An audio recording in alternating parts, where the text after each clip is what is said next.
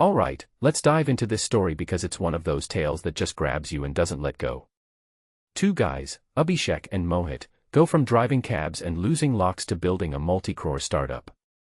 Sounds like a Bollywood script, right? But here's the thing, this isn't fiction. It's real, and it's packed with lessons that go way beyond the usual hard work pays off narrative. So, let's break it down. First off, the hook here isn't just their success, it's the why behind it. Personally, I think what makes this story so compelling is how their struggles weren't just obstacles, they were the raw material for their success. Take Abhishek, for instance. He's working a 9-to-5 corporate job, but that's not enough. He's driving an Ola cab at night, sometimes making barely enough to cover fuel. What many people don't realize is that this kind of grind isn't just about earning extra cash, it's about building a mindset. Abhishek wasn't just driving, he was training himself to push past comfort zones. And that, in my opinion, is the real takeaway here. It's not the money he made from those rides, it's the resilience he built. Now, let's talk about Mohit. This guy starts teaching tuition at 16, saves up 20 Indian rupees lakh over years, and then loses it all when his shop shuts down during the pandemic. Twice. If you take a step back and think about it, this is where most people would have called it quits. But Mohit didn't. What this really suggests is that failure isn't the end, it's a detour.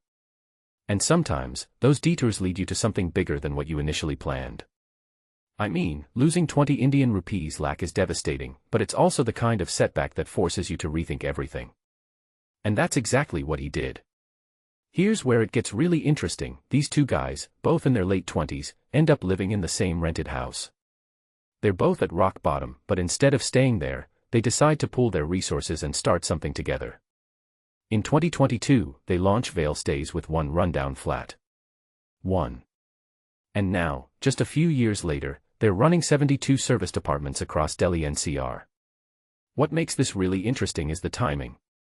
They didn't wait for the perfect moment, they created it. They took a chance when they had almost nothing to lose, and that's often when the biggest risks pay off. But here's the part that really stands out to me, their partnership.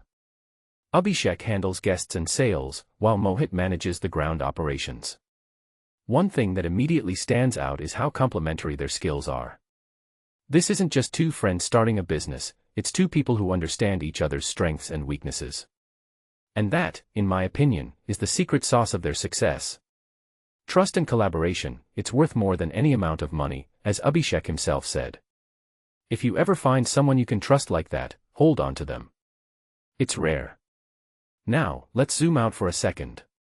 This story isn't just about two guys who got lucky.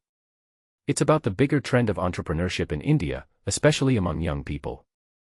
Abhishek and Mohit are part of a generation that's willing to take risks, even when the odds are stacked against them.